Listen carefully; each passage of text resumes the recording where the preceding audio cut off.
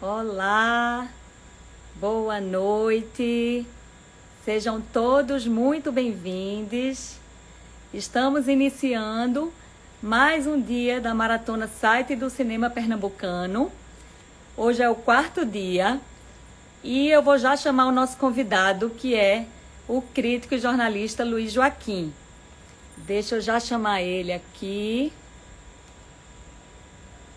para a gente já começar a conversar. Luiz Joaquim.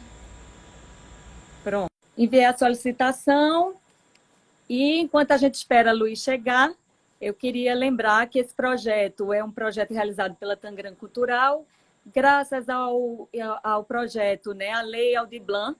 Luiz, boa noite. Oi, Tudo tudo bom? bom, Germana? Seja muito bem-vindo, viu? Obrigada pelo convite. A gente está super feliz de contar com você aqui nessa programação da Maratona.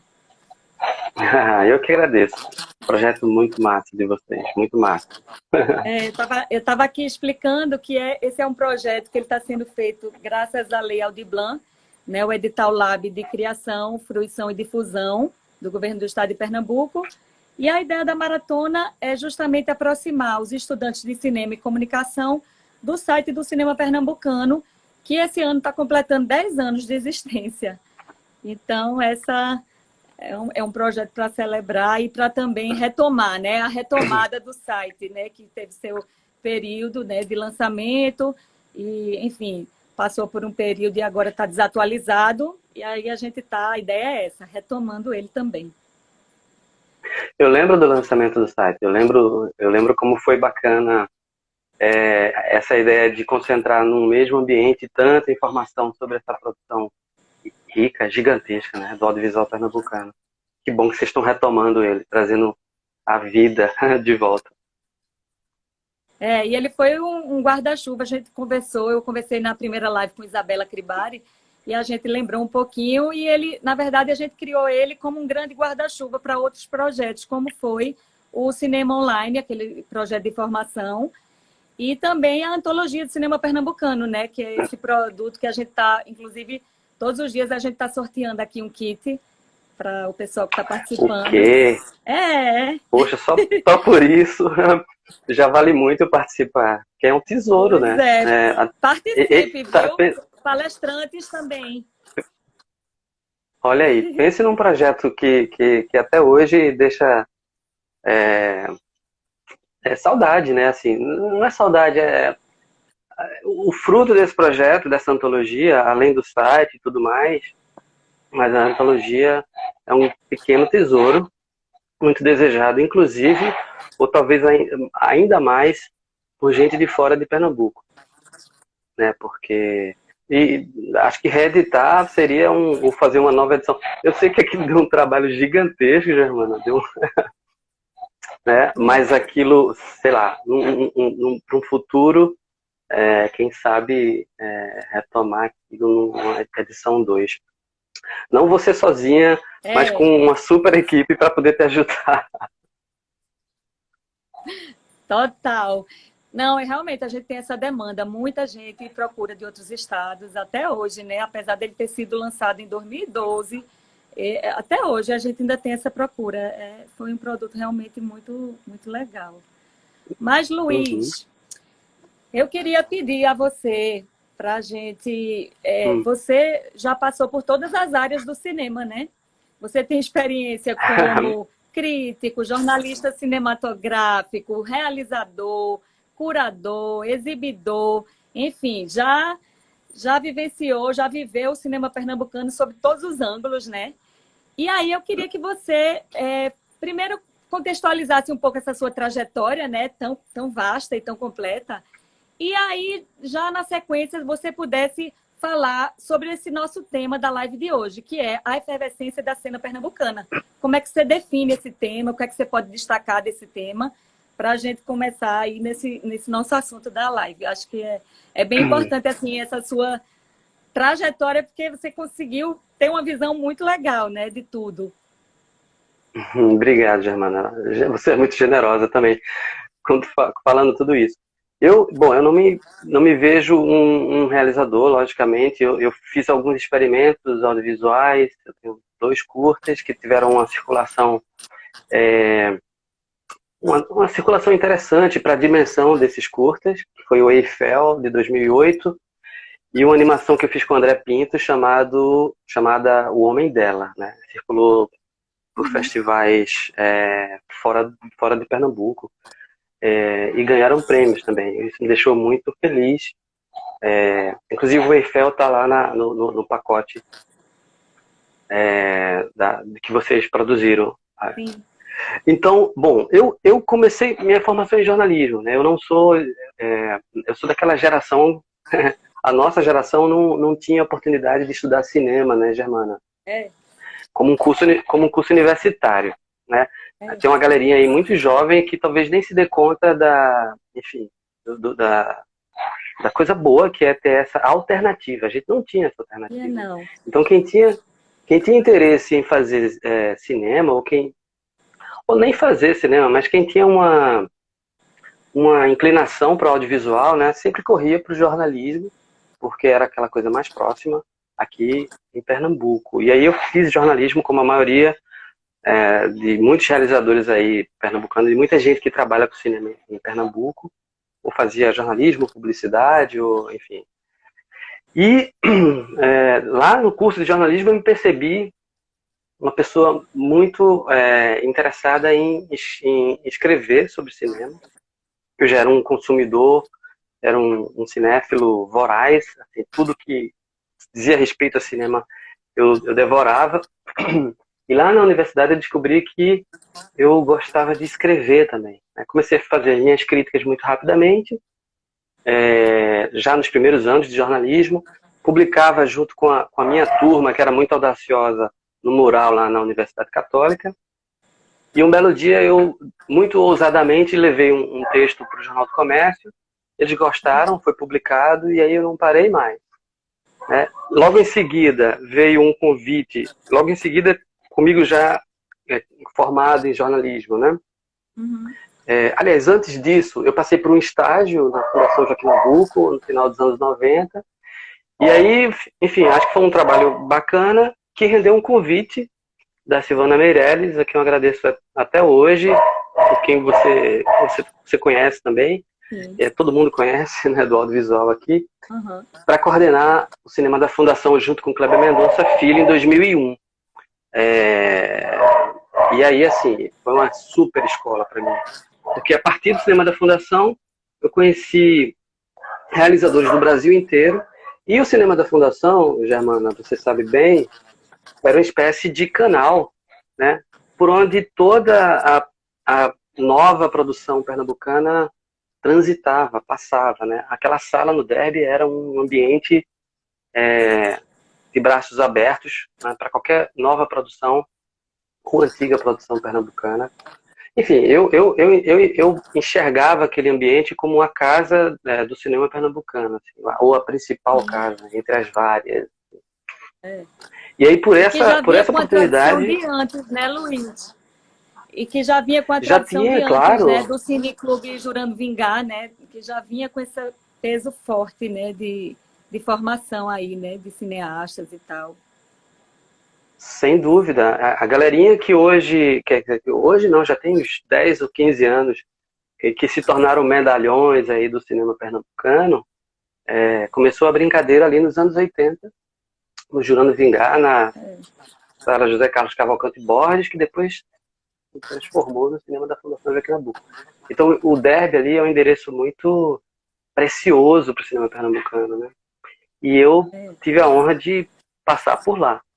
E aí, enfim, continuo escrevendo meus textos, minhas críticas e também agora fico administrando, coordenando um bacharelado em cinema, que é uma experiência bem enriquecedora, assim, trabalhosa e enriquecedora. Agora, sobre o tema, né, Germana? Enfim, efervescência. Assim, esse nome é muito bom, porque acho que a primeira vez que eu ouvi essa expressão, efervescência, assim, no sentido metafórico, talvez, da coisa foi ali nos anos 90, né, quando o Mangue Beat começou a despontar pro Brasil, depois pro mundo. E aí, sempre que se falavam daquele momento, se referiam a uma efervescência musical, né?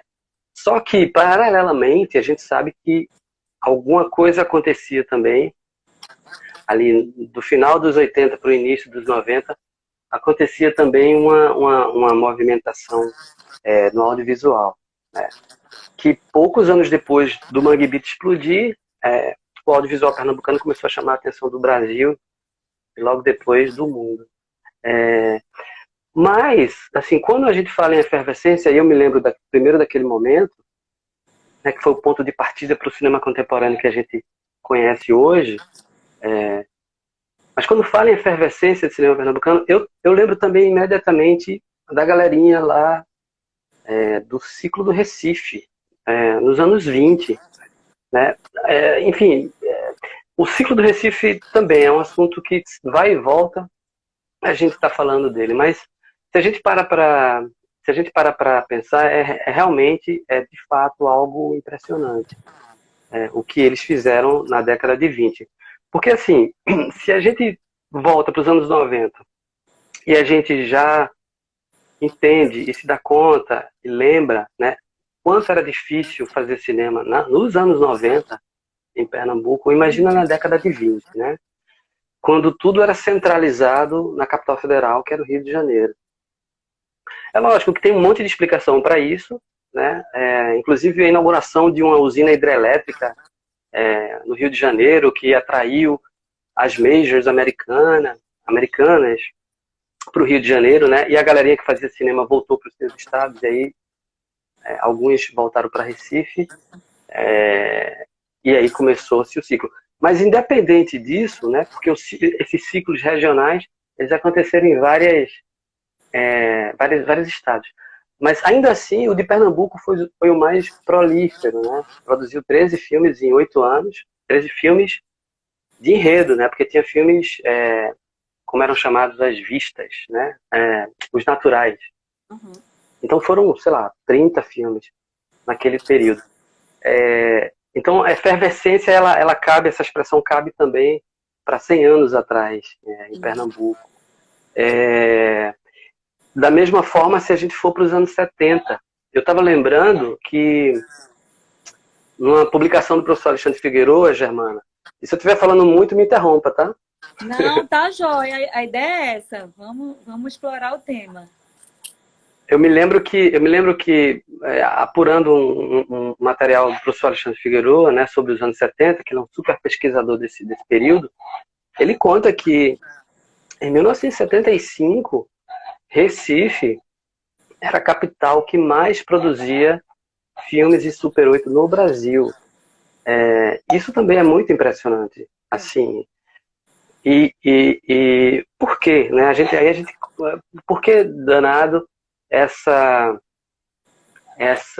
energia, essa efervescência, de tempos em tempos ela explode aqui na cidade da gente, no estado da gente. Assim, muita gente tem diversas teorias, né? Mas eu tenho a impressão de que isso está vinculado a uma inquietação natural, sabe, da cultura pernambucana, e não apenas no que diz respeito à cultura. Uhum. Né? Enfim, a gente vai para o histórico de Pernambuco e tem muitos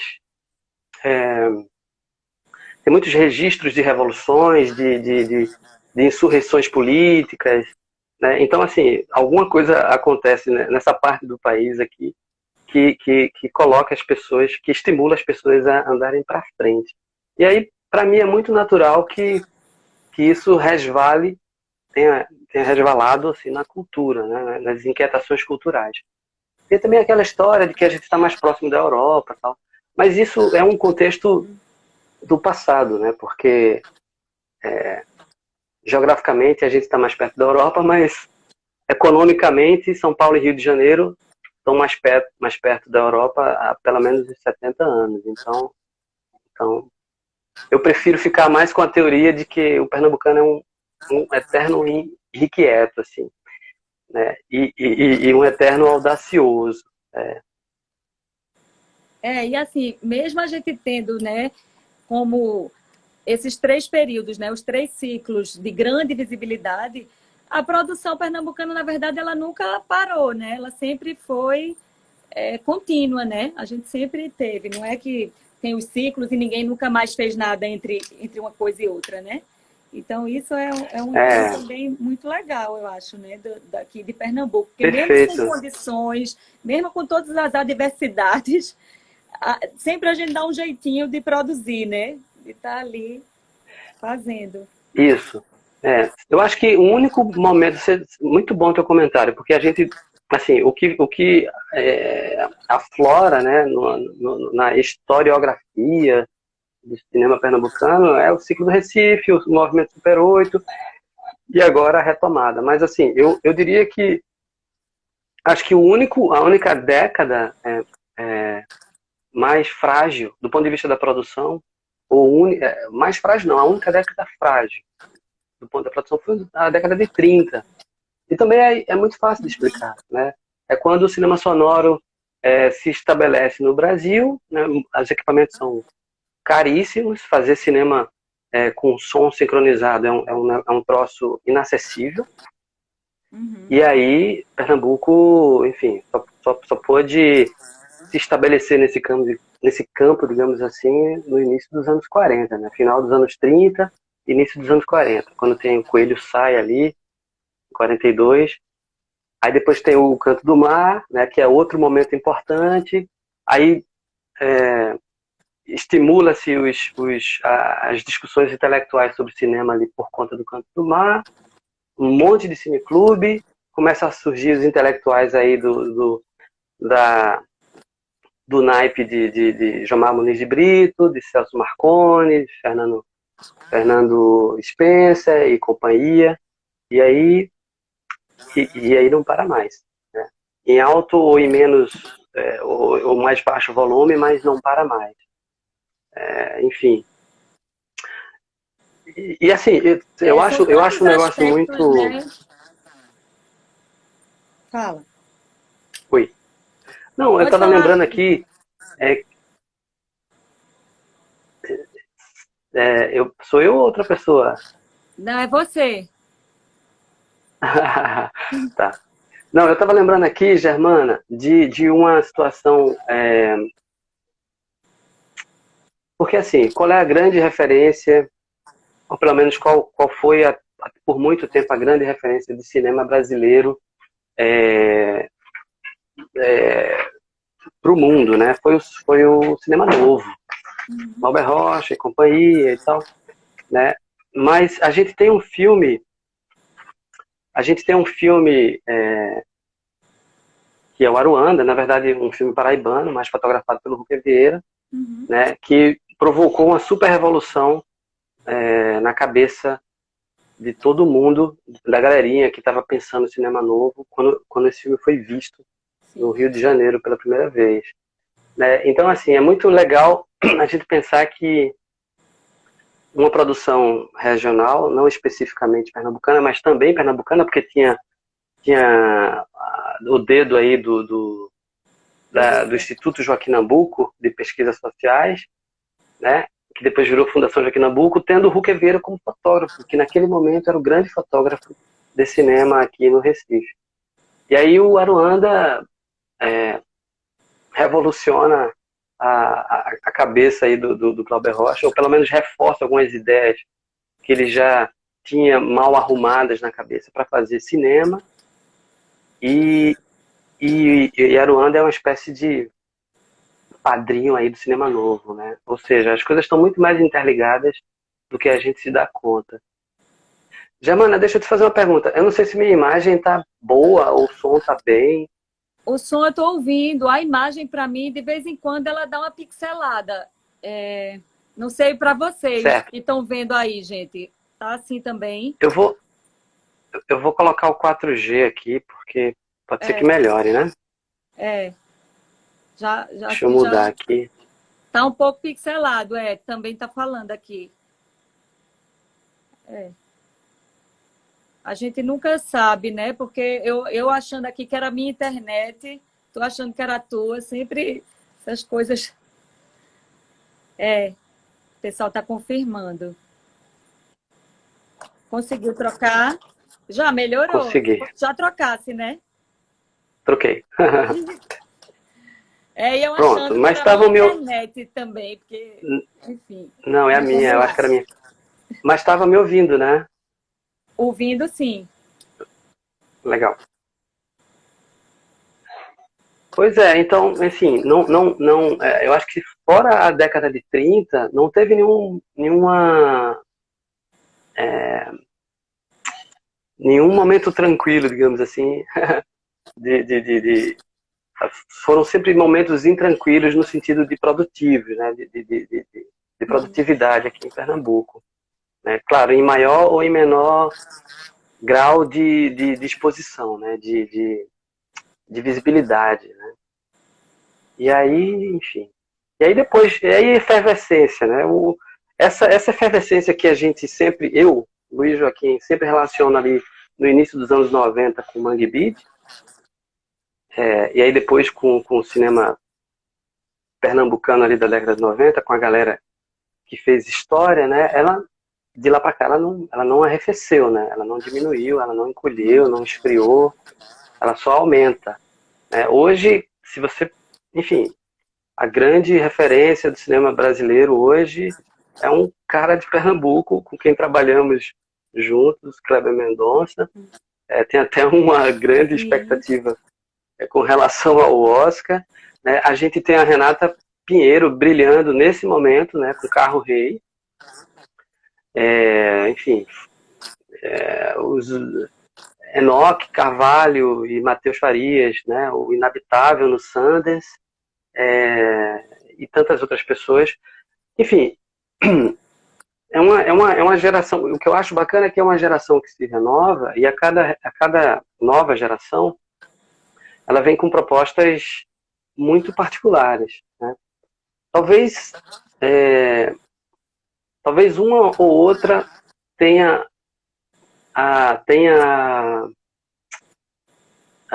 o interesse, não interesse, não, é a inquietação de querer negar a anterior, mas isso é muito natural, né? A geração seguinte olhar para a geração anterior com uma certa desconfiança. Eu acho, na verdade, isso saudável, né? Porque aí a gente vai ter produtos, obras, criações distintas da geração imediatamente anterior. Mas eu acho que sempre fica essa inspiração, né?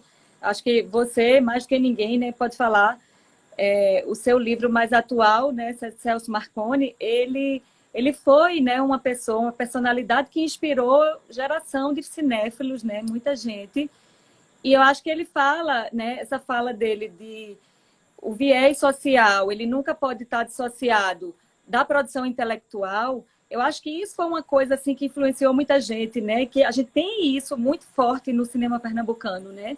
Até eu queria saber assim, que obras pernambucanas você podia destacar assim que tem esse caráter fortemente social e que eu acho que é isso que também dá muita visibilidade ao nosso cinema, né? No cinema brasileiro. Acho que ele tem essa característica bastante e que vem, né, dessas inspirações anteriores, né? De toda uma formação de pensamento. Sim, sim.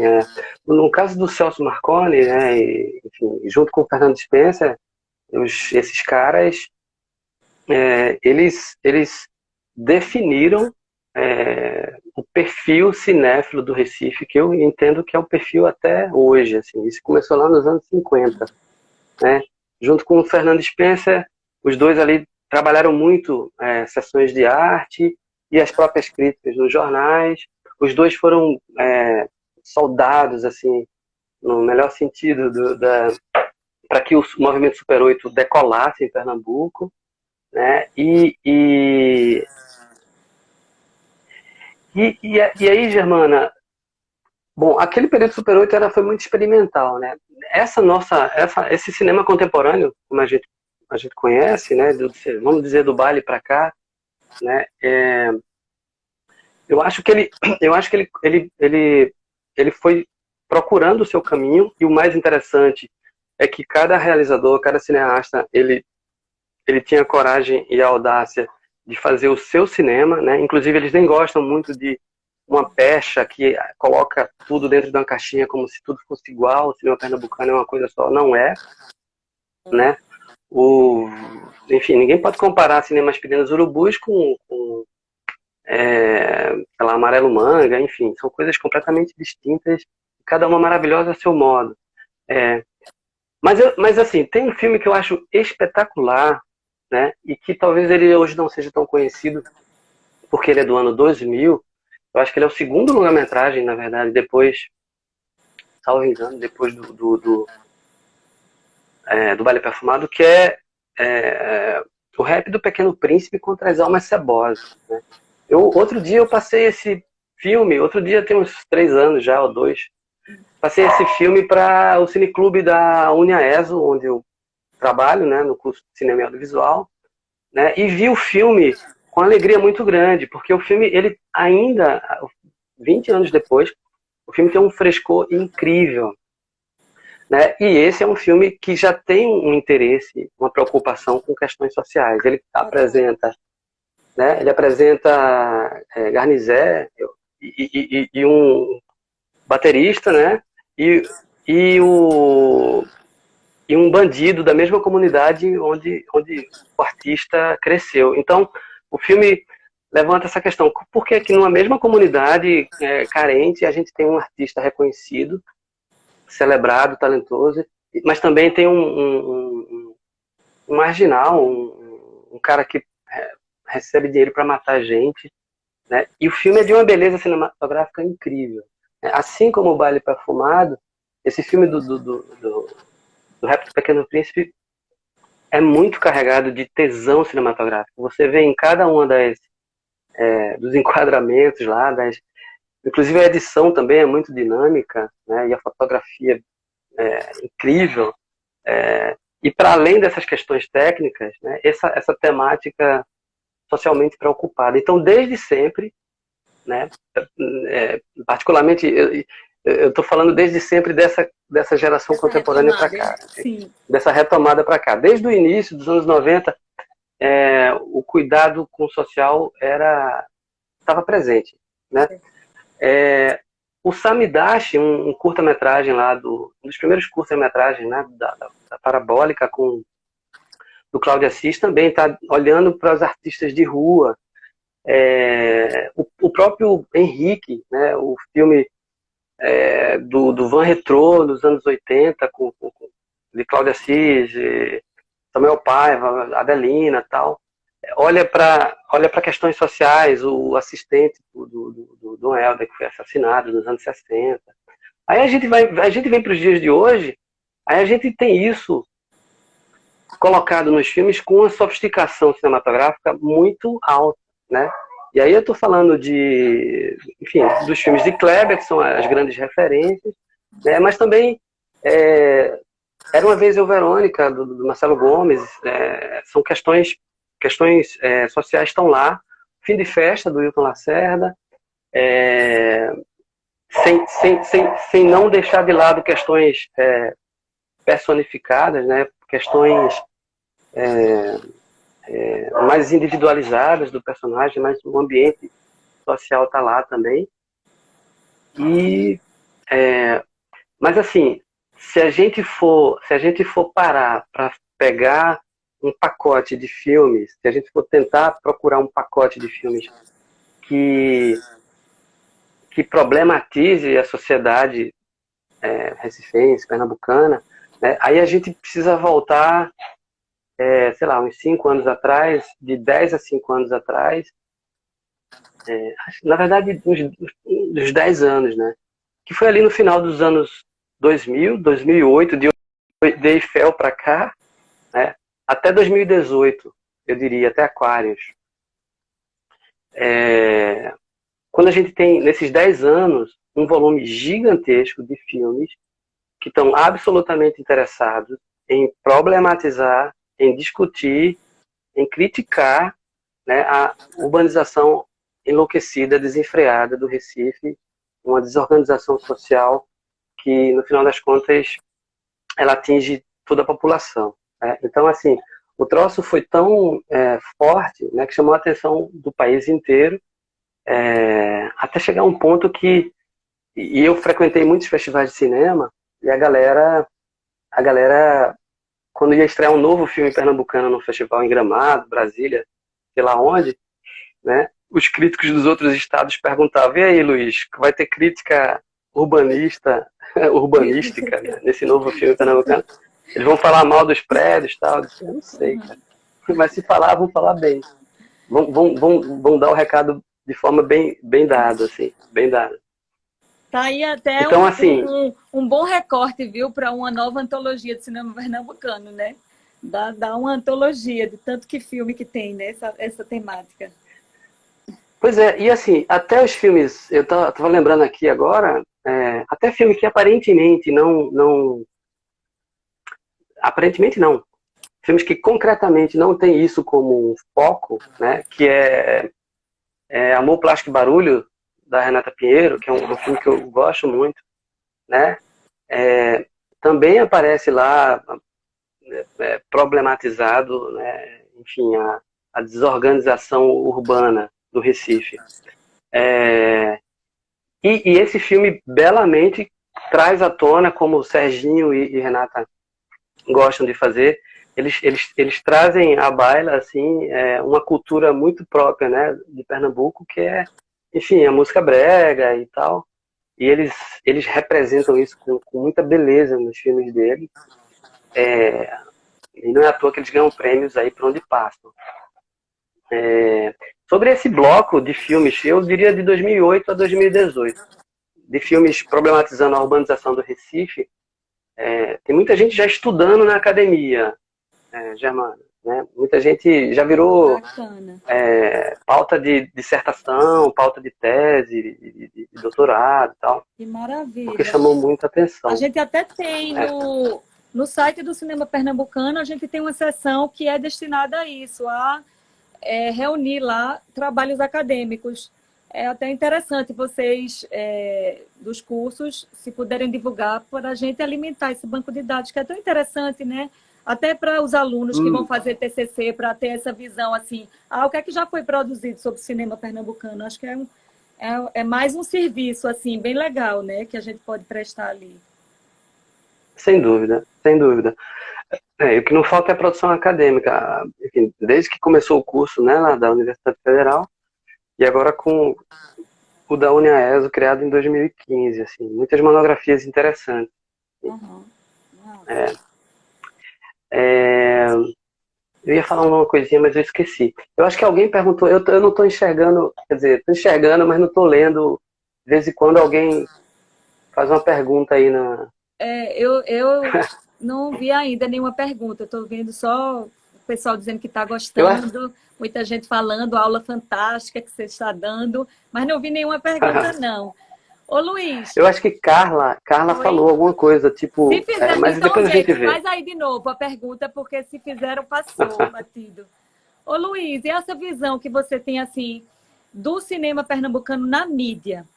Como é? Você acha que o cinema pernambucano ele ainda está sendo visto como algo regional, ou ele está já se posicionando como um cinema nacional? Como é que tu vê isso, assim?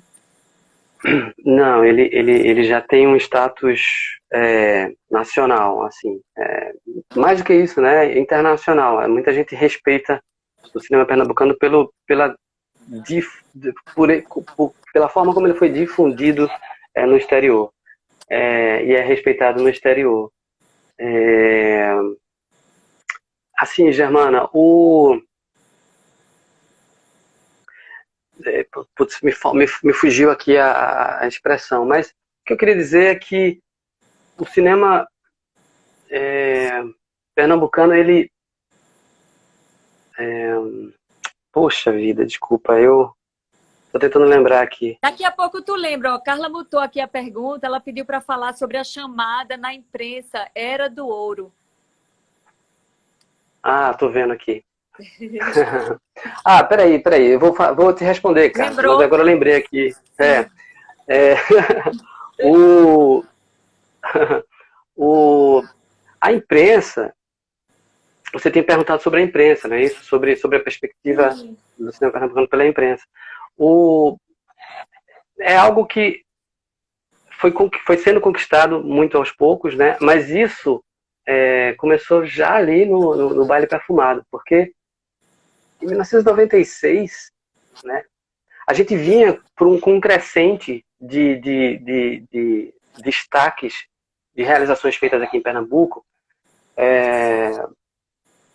sei lá, Dedson Lero Lero, o Lírio Ferreira, o filme da Cátia Mezel sobre o Capibaribe, né? Baseado em João Cabral de Melo Neto. Todos esses filmes, o próprio Simeão Martiniano, do Iltinho e da Clara Angélica, foram filmes que ganharam uma projeção muito grande, prêmios em festivais, e aí todo mundo começou a olhar para Pernambuco. E aí vem o Baile Perfumado, ganha o prêmio de melhor filme em Brasília, e ganhou com muita moral, né, porque o filme ele chega encorpado no momento em que o cinema brasileiro está se reerguendo, né, por conta daquele período de cola. Então, dali para cá, a imprensa começou a ficar sempre com o olho bem aberto para o que se fazia aqui, para o que se produzia aqui. E como essa produção foi cada vez mais se fortalecendo, né, essa paquera, né, entre a imprensa do Sudeste, que no final das contas é a que acaba reverberando para o resto do Brasil, essa paquera entre o cinema pernambucano e a imprensa, a mídia do Sudeste, nunca mais acabou. Na verdade, ela só aumentou. Quando eu fiz... quando o Aquarius passou no Festival de Cannes, eu aproveitei um monte de jornalista que eu conhecia, né, críticos e jornalistas de cultura que estavam aqui por ocasião do CinePE, e fiz um pequeno vídeo de entrevista com esse pessoal, né? E aí eu perguntava se a partir daquele momento, né, em que Aquário estava ganhando uma projeção tão grande, estava concorrendo na mostra oficial de Cannes, se finalmente no exterior as pessoas iam começar a olhar para o cinema pernambucano para além do estigma do Favela Movie, né, que foi um carimbo, digamos assim, muito forte que se estabeleceu sobre o cinema brasileiro a partir de Cidade de Deus, e depois Tropa de Elite e tal. Então, para o mundo, o cinema brasileiro se resumia um pouco, digamos assim, a grosso modo, ao Favela Movie. E aí eu perguntava a esses críticos, né, do país inteiro se Aquários ia ajudar a desconstruir isso sobre o cinema nacional. E aí todo mundo em uníssono respondia que sim, que dali para cá, né, esse olhar do estrangeiro para o cinema brasileiro e para o pernambucano, ele seria muito mais generoso no sentido de enxergar a diversidade, pluralidade, né? E é o que está acontecendo, né? Tem muita gente escrevendo no exterior sobre o cinema brasileiro e o pernambucano de forma espantada, digamos assim, com a riqueza, com a diversidade, enfim, com o tamanho gigante, volumoso de proposições estéticas enfim, e temáticas do cinema brasileiro. O cinema brasileiro e o pernambucano não é mais uma coisa só. Quer dizer, nunca foi, na verdade. Verdade. Ô Luiz, tem uma pergunta que entrou, mas já subiu, eu não consigo ver. Veja se você consegue. Qual é a disciplina que os alunos mais se interessam e que você atribuiu isso aqui? Atribuiu isso? Liliana Tavares, né? Fala um pouco sobre o curso que você coordena. Então, Liliana, eu acho que essa é uma pergunta. O curso lá da UniaESO, eu entrei em 2017, ele começou em 2015, mas antes, em 2014, eu ajudei a montar esse curso, e uma ideia desse curso é que ele tivesse uma pegada mais prática do que teórica. Logicamente que não abandonando, né, aspectos, disciplinas e pesquisas e tudo que diga respeito à teoria, porque a gente parte da teoria para fazer a prática, né? Mas que o curso tivesse essa pegada prática.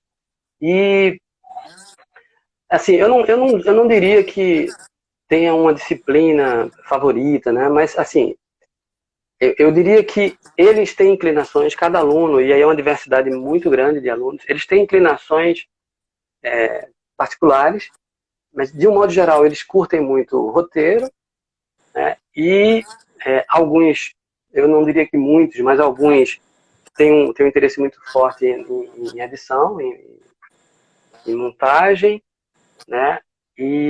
Mas eu acho que o roteiro, das disciplinas teóricas, eu não saberia te dizer.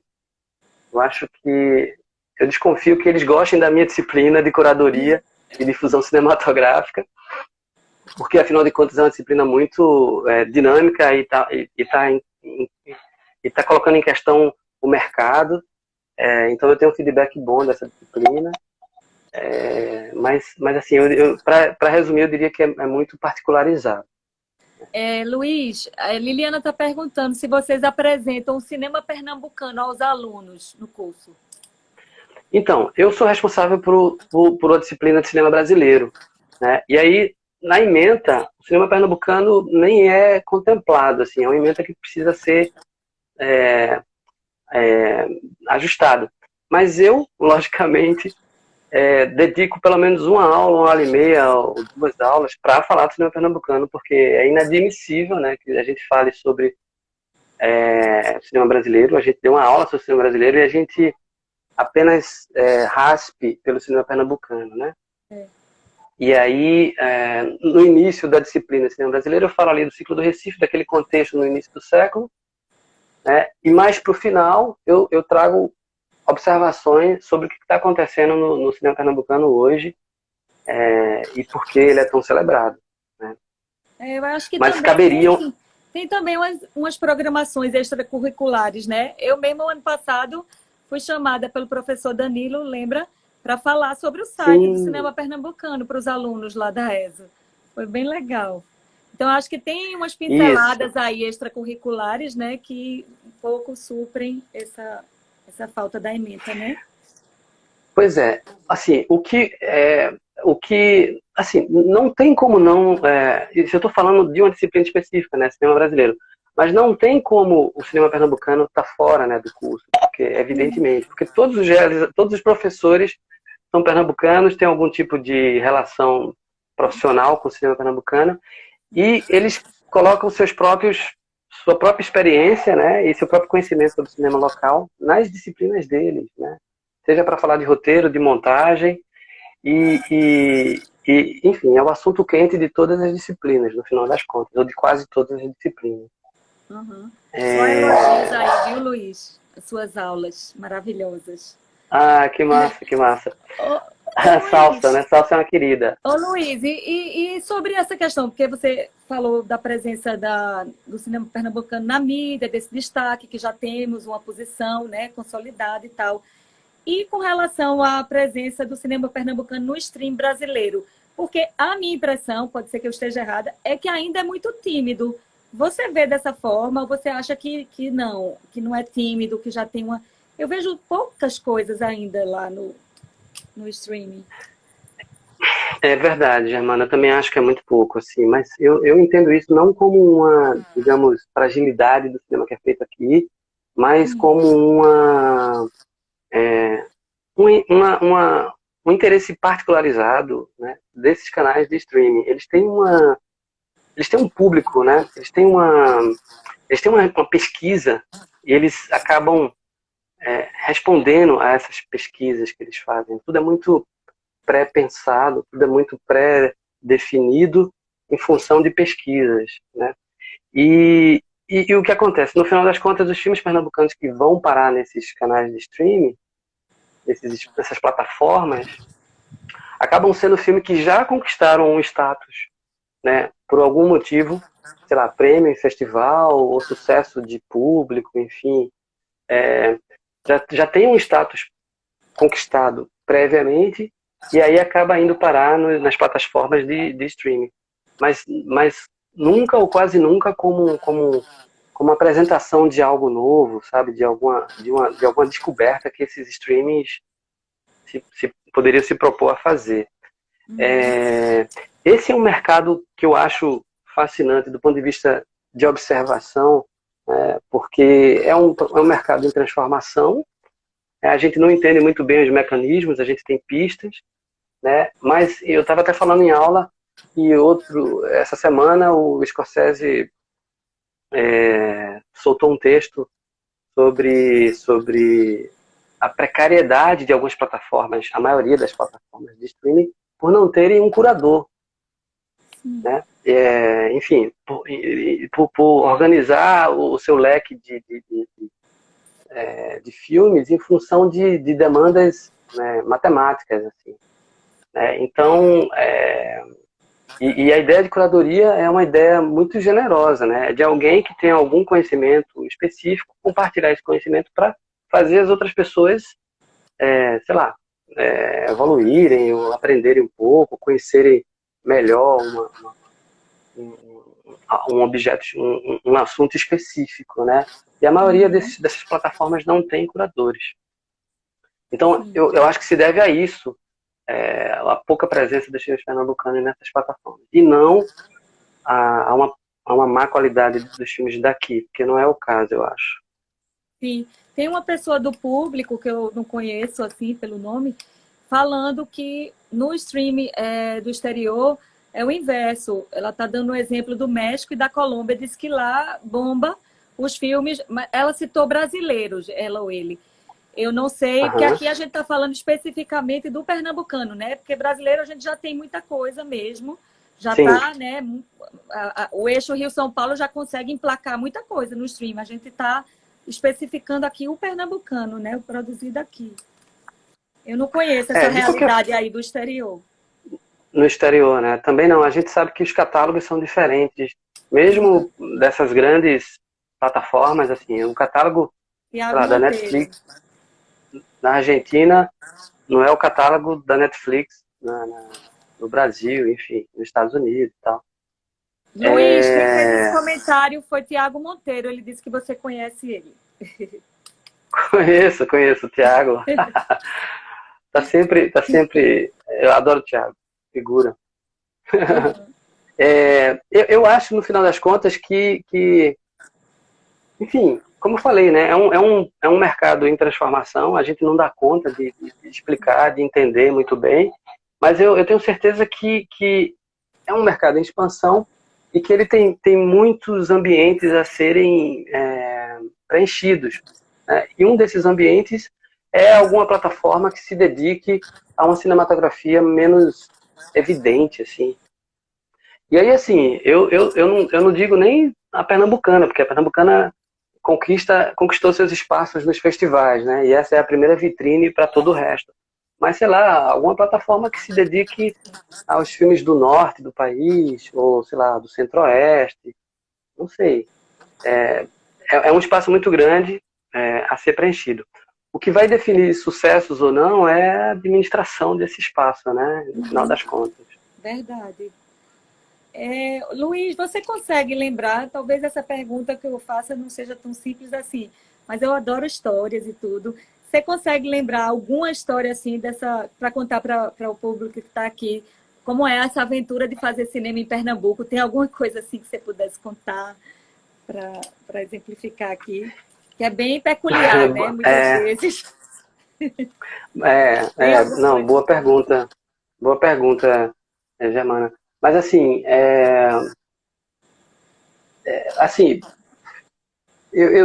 o que eu posso dizer é que, pelo menos ao longo desses, sei lá, 23 anos que eu venho acompanhando profissionalmente, né, o audiovisual pernambucano, como jornalista, principalmente, essencialmente, o que eu posso dizer é que eu percebo um discurso que vai variando, veio variando desses 23 anos para cá, né?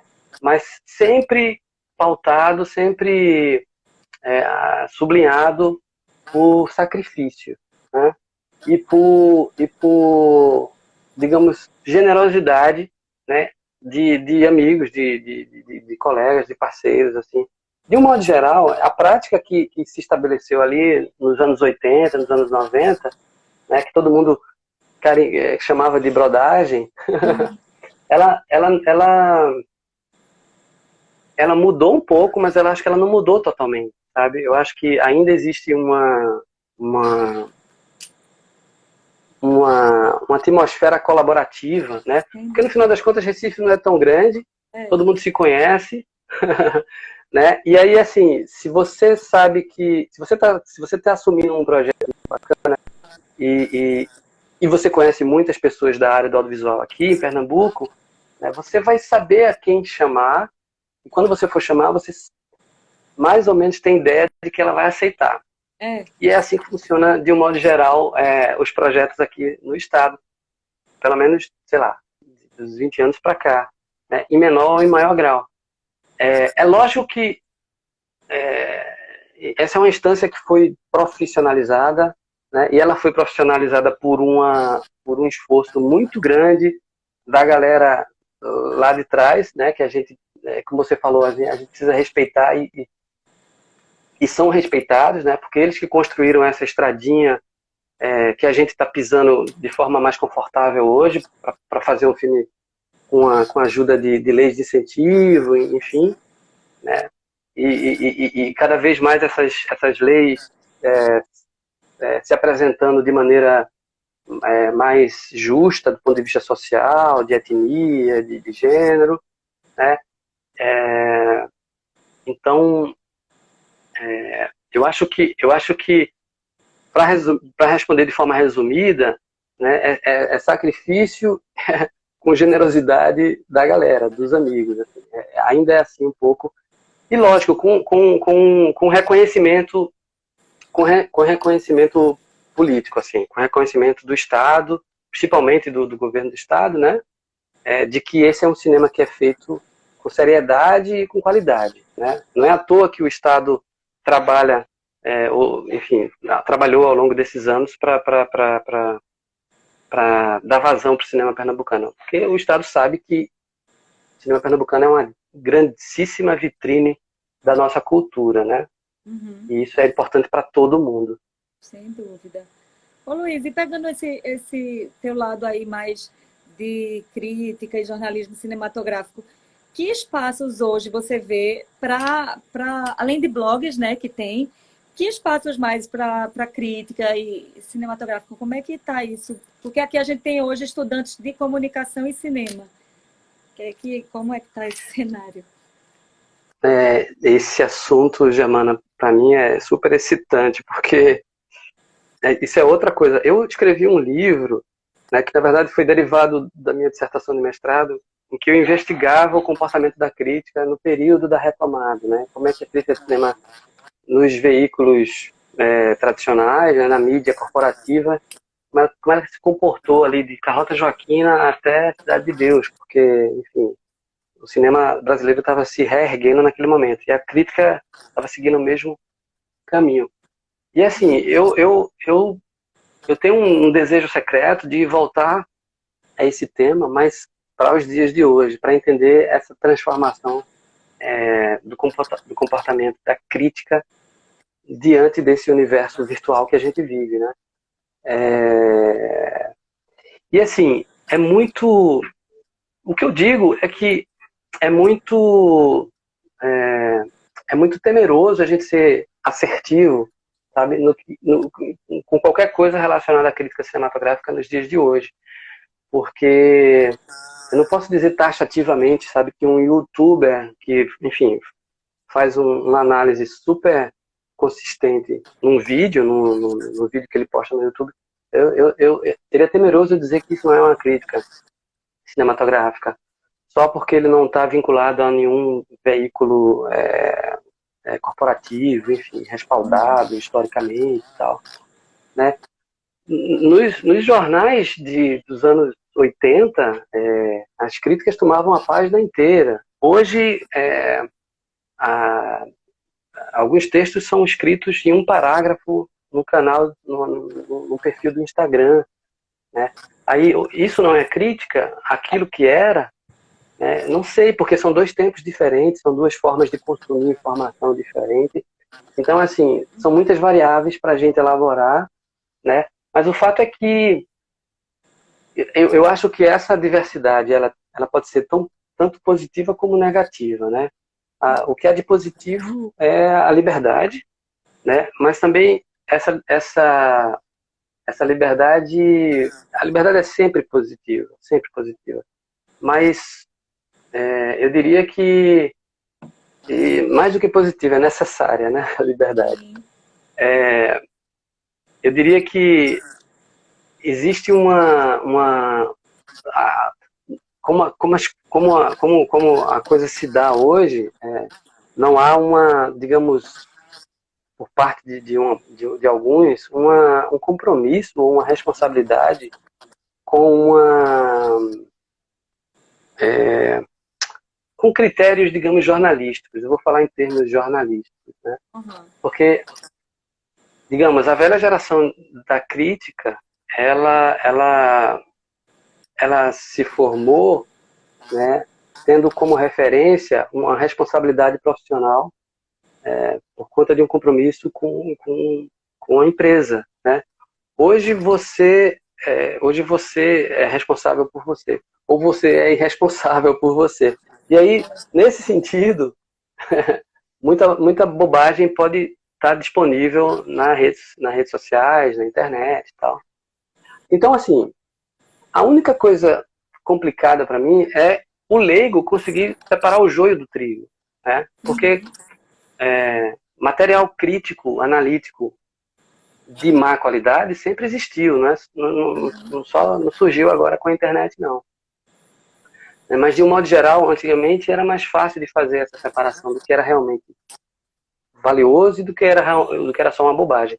Hoje, se você enfim, hoje eu não sei, os cânones, eles estão bagunçados, ou eles não existem mais para a geração que lê crítica de cinema na internet. E aí, Luiz, enfim. então, menina, esse é assunto para outra live, né? Porque é muito assunto. Eu estou morrendo de pena, porque nosso tempo aqui voou, né? Acabando. E só um comentário aqui de uma pessoa vendo muitas críticas também em podcast, realmente, né? Um formato que está sendo bastante explorado atualmente, né? Mas, infelizmente, nossa tempo de live está acabando. Eu ia até lhe perguntar, não sei se você consegue resumir assim, em 2 palavras, sei lá, que é o seguinte: a gente tem um desafio todos os dias para os alunos, os maratonistas. E o desafio de hoje, que a gente vai lançar, é justamente linkando um pouco com você, que é nosso convidado. Então, eu já vou lançar o desafio aqui, tá, gente? O desafio de hoje é o seguinte: vocês vão escrever uma crítica sobre um dos seus longas-metragens prediletos e vão postar no feed do Instagram, certo? E aí, no caso, o texto tem que ter pelo menos 2.000 caracteres, né? Senão é aquela postagem que você acabou de citar, né? Que não vale. E aí vocês podem continuar nos comentários, porque obviamente não vai caber 2.000 caracteres lá no feed. Aí eu lhe pergunto, para inspirar os maratonistas, que dica você dá para eles? O que é que não pode faltar numa crítica cinematográfica, que seja assim, uma coisa que eles não podem deixar de colocar? O que é que você aconselha? Germana, eu diria que não pode faltar eles, né? Não tentem resolver o texto simplesmente descrevendo, né, o enredo do filme. Coloquem nesse texto aquilo que o filme fez em vocês, né? Aquilo que o filme transformou vocês, né? Registre lá, sejam vocês, se coloquem no texto. É a melhor dica. Melhor dica não há. Foi maravilhosa. Perfeito. Luiz, olha, eu queria agradecer demais, viu? Obrigada. Foi um papo maravilhoso. Pena que acabou, porque tinha tanta coisa ainda para a gente conversar, né? Mas por hoje foi isso. Obrigada aí. Seus alunos aqui estão, ó, só elogios. Você é muito querido, viu? Por eles e por a gente. Obrigado, Germana. Um Foi beijo uma delícia, eu enorme, adoro. viu? Adorei. Infelizmente, o Instagram só cabe em 2. Eu vou ter que chamar agora a Clarice, que a gente vai sortear a Antologia de Cinema Pernambucano. E aí, você que não Eita, sabia, pode participar do sorteio. Vai lá no feed da Tangram, que tem as regrinhas. Quem sabe, né? tá Viu? massa, tá Um massa. beijão para Um tu. beijo, um beijo. Obrigado, Germano. Nada. Vou chamar a Clarice agora. Tu tens que apertar Eu naquele tenho que sair xizinho. aqui? É. Tá massa. Então, um Obrigada. beijinho, tchau, tchau. Beijo. Ui. Deixa eu chamar agora nossa menina do sorteio. Aqui, Clarissa. Gente, apareceu a menina da câmera. Pronto, já chamei Clarissa. E 8 horas. Oba! Cheguei! Olá, minha querida.